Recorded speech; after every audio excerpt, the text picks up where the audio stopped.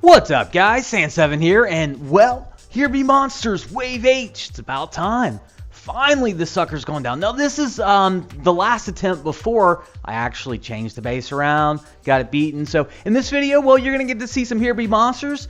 You're going to get to see some Druid-less raiding. Yeah, who would have thunk it? You don't need Druid. Hirsch. Genius, right?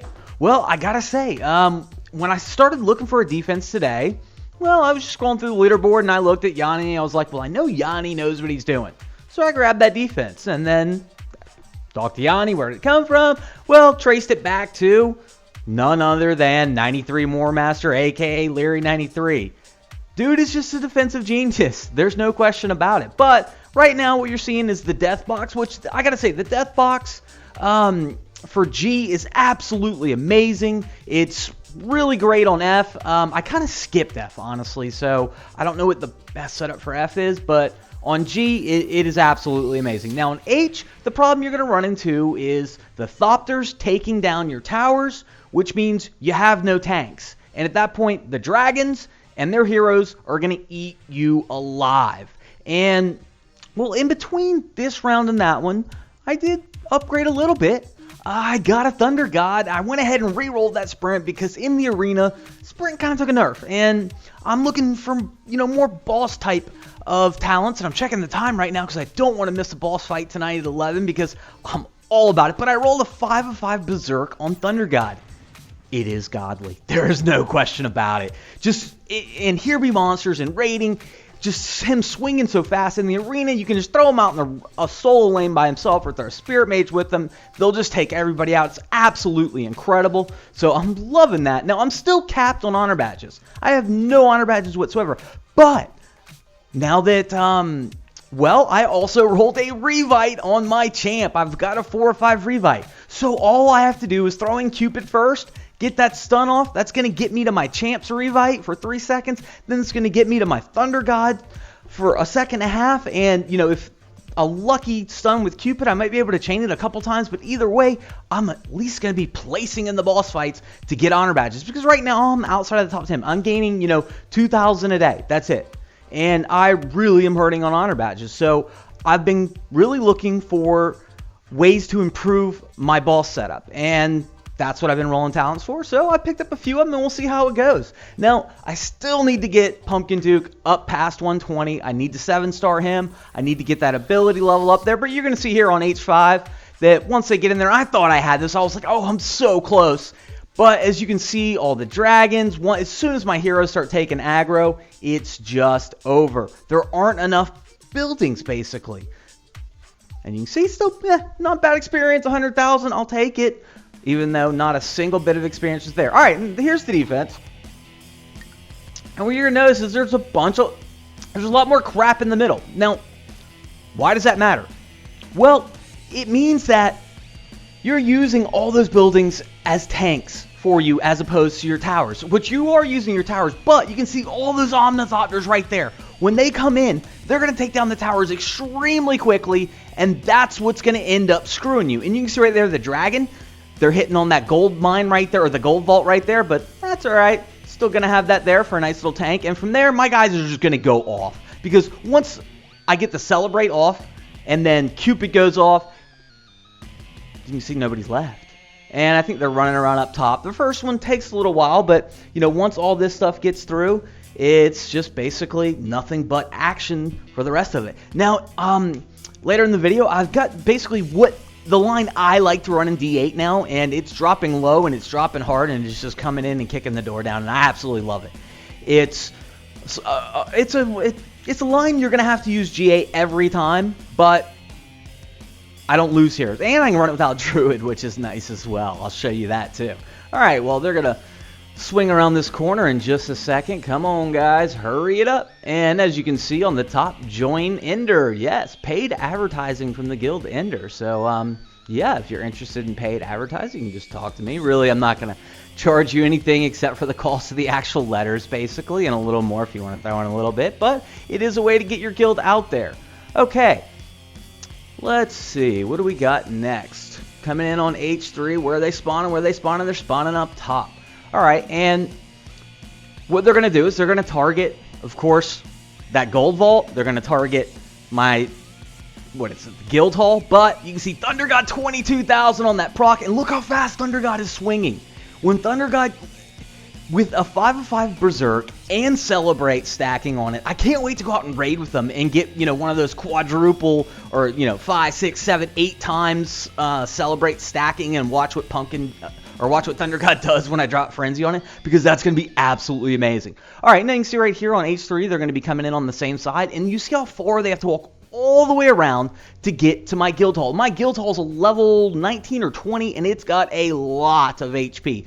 You can see the Thopters, well, they're going towards those buildings, but by the time my guys get all revved up and going, nothing matters. I mean, that's really what it comes down to. If I can get my guys, like right now, you can see everybody's pretty much revived except Druid, which is fine. And watch, as soon as the Celebrate goes off now, everybody's just going to die. And there it is, Celebrate, because Thunder God's going to proc, and Thunder God's going to have all those buffs on that proc, and it just ends it very quickly. All right, here's H5, and this is the first time I beat it. I was like, oh my god, this is a good spawn. I got a chance to do it. Can I do it? Ninja's coming in low. I was like, all right, I got it. Dino's coming in. I was like, come on. All right, there's Cupid. I was like, oh my god, look at all those dragons in the back. There's a lot of dragons there. But from there, as soon as I saw the Celebrate go off, and then Cupid, oh, I didn't get it off, but Thunder God. That's right. Go ahead, Thunder God. Just end. Yeah, baby. That's right. H5 completed. Now, of course, I get mana. You know, it's not like, actually, mana's fine. Gold's fine. I can't use experience.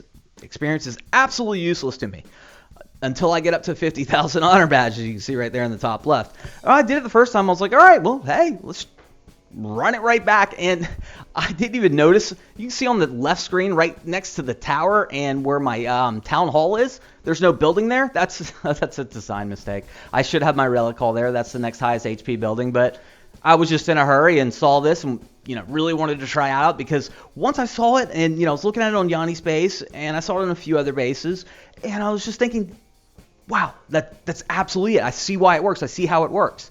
And from there, went ahead and tried it. First try, got by it, and was like, all right, maybe it was just a bit of a fluke. And you can see right there, Pumpkin Duke's taking a little more aggro than I like, but that's all right, as long as he lives. Get through H1, no problem. Got 32,000 gold. Give me the gold all day long. All right. And the thing about H, which made it so hard in the beginning, is look at all the you can't really tell how many Omnithopters there are until my guys just start swinging away on them forever, because they're just going to eat through those towers. You can see, all right, come on, Thunder God, you got to get in there. If Thunder God's not going to get on them, the proc on them, then they're going to run on forever. And I zoomed it up there, hoping Thunder God was going to be procking on them, the heroes up there. Thought it'd been a nice little cool camera shot, but didn't get it. No worries though. They're just going to swing around here, and this is one spot. I believe it's either this one or the next one where I'll have a wall broken in, and I think there's a slight adjustment that I'll need to make on that, and I'll show you that when it gets to it in just a second. But as you can see, once they're in there, you can see all my guys are pretty much all revited up. Cupid, you know, have the buff from there. They die quickly. They do not last long. It's like an upgraded version of the Death Box. That's what this is. It's adding decoy buildings. I love that term that Yanni was using. They're decoy buildings. That's really what they are. All right, and you can see they spawn there, and that's an exploding ninja there, but that's all right. Celebrate's going off. Thunder God procs once, and he's going to get in there, and he's going to proc again in 3, 2, 1, proc. Yes. Hey, all easy, because look, you only have 5 towers, but look at all the buildings I still have in there protecting me. They spawn on this side. Well, they're going to be targeting the gold vault. They're going to be targeting the tower. And you can see right here, Ninja starts swinging through the wall. That's because it's one too long, but no worries. I'll be able to take care of that now. From here, Thunder God, again, thank you, sir. You know, really, I am really, really glad I rolled that Berserk on Thunder God. It's going to be a talent that's going to help me everywhere, and did it in just a couple rolls. Got really lucky. All right, here's H5, and it's close. I'm not going to lie. This was close. I mean, Thunder God comes in right off the bat. I'm like, that's a perfect proc right on their heroes. But look at all the dragons in the last wave of H5. Thunder God's gone. And I'm like, oh, crap, I'm in trouble. Oh, no, Druid's gone. I'm like, Spirit Mage, please proc one more. I need one more proc, baby. One more proc. Yes. And then from there, well, Cupid, you can just dance and twirl all day. The little baby's going to take care of the last few baby dragons. And we're going to grab the most experience I've ever gotten in one round of anything, and that's 236,000. Be nice if I could use it, but at least got the 45 shards. All right, here's the line in D8. Now, you'll notice that I drop Druid first, and I drop him so he picks up the first camp right in front of him, the aggro. The camp on the right will be picked up on the aggro from the guys that are on the ground, the melee troops. That's important. That saves me a restoration spell. From there, it gets my guys all charged up. So as soon as they move into the heroes, I drop a restoration, and from there, just all the whole charging up of Pumpkin Duke and Cupid, it's just over. Now, I can't do it as fast as Tim, a.k.a. Hi Y'all IJ, the one that showed me this line, but, you know, hey, it's still much faster. It's more reliable than going up top. And yes, it does take a GA every time, but the fact that I know I'm going to beat it, and it's basically drop and walk away, love it. You can see right there, dropping the Druid, the melee guys, you can see the camp on the right, they will come in and get aggro on the melee guys, which is what I want, because I want Pumpkin Duke or Thunder God proccing as much as possible. Then I'm going to drop the GA, and basically what's going to happen is either Thunder God or Pumpkin Duke is going to become the tank for all those legendaries that are coming after me. I'll take that all day. And from there, it's just mop-up business. You know, I keep the restoration just in case, you know, there's something freaky happens and somebody takes a whole bunch of aggro with a, you know, where they shouldn't. But it's maybe 1 out of 10 times that I'm even going to have to use the restoration there. Because you can see that once they're charged up, when Spirit Mage procs, when Thunder God procs, it all dies. No drops, but that's all right. All right, well, I'm going to run it again, but this time, no Druid. Who needs Druid these days, right? Instead of Druid, just throw in the Reaper. You got 3 floaters out there. God, I love it. All right, now I was thinking, who do I tank? Well, I decided to use Spirit Mage, and then I'm going to have to use the Restoration right off the bat. I know that. Keep my Spirit Mage going, and then basically the same thing. They're all going to charge up, and then I'm going to drop my Restoration when I grab aggro from the heroes. Timely proc by Thunder God. Twice right on top of those hero bases, and then I was a little worried about Reaper versus the Paladin there, but nope, not when everybody's charged up and procs are flying all over the place. Not gonna happen. And you can see that the Reaper's getting a little down on health, but as soon as Thunder God and Spirit Mage proc again, the rest of the buildings just go. They're all gone. D8 S11 is now a joke. That's just the way the game's gone. All right, now we got a raid for you. This is raiding without Druid, and it's the same philosophy of the last video I did on power leveling with Pumpkin Duke, where I'm dropping him out there, getting as much aggro as I can. I don't do a good job on the camera on this one. You're not going to get basically the middle of the base exploding. It's going to be kind of hidden because it happened too damn quickly. But I'm going to drop Pumpkin Duke, and I tried to get both camps, and I couldn't. It's like, all right, well, I'll just go ahead and use the Restoration. Don't have to use a GA. Now, I did grab the Fervor there because Druid's Energetic adds a buff to attack, so I wanted to emulate that with the Fervor. So I dropped the Frenzy, then I'm going to get the Fervor in there, and then I look up, and I'm like, wait a minute, where did it all go? It's all gone. I mean, that's, you know, the power of opening with Pumpkin Duke in the middle like that, just taking all the aggro. Thunder God and the guy and Spirit Mage just wipe it all out, and there's just nothing left. I'm not even going to have to use the Guardian Angel on this one. Now, it wasn't a big loot raid, but it was just like, okay, I kind of want to raid without Druid, so that one worked out. I got one more raid for you, and this one was just kind of cool. It's like, look at this, I was like, well, I'm just going to let him run down the line. Spirit Mage, you take right. Thunder God, you got left. Now, in this one, Thunder God has Sprint, and now I have Berserk on him. I got to say, I used to have a 4 or 5 Berserk, and I had re-rolled it to a Sprint.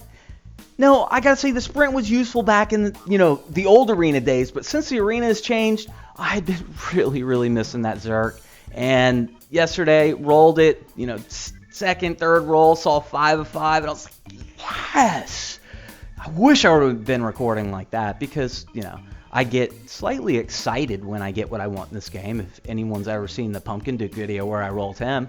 But from there, you're going to see they're just going to take down the left, take down the right, come in together. We're going to drop the spell somewhere around here maybe. But look at the proc from Spirit Mage. No, we're not dropping a spell. We're going to go ahead and just get a few 100,000 in resources. No magic needed.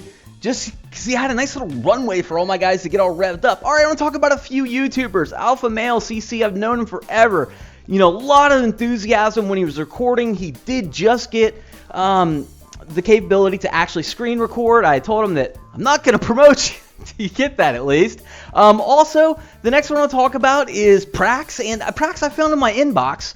I didn't check it for like a month. Saw him and I was like, wow, I really like this guy. You know, I like his style. I don't know if he's even done videos since. I sent him a message back. It's like 2,000 words. I just started typing while listening to the videos and just kind of went off on, you know, how I started in YouTube and kind of my ideas on how to get better at YouTube. And then there's Gunshine. Gunshine, I love Gunshine. Gunshine, I heard one of his videos in Kakao. I got him to link it, and I gotta say, it was his first video and his first com.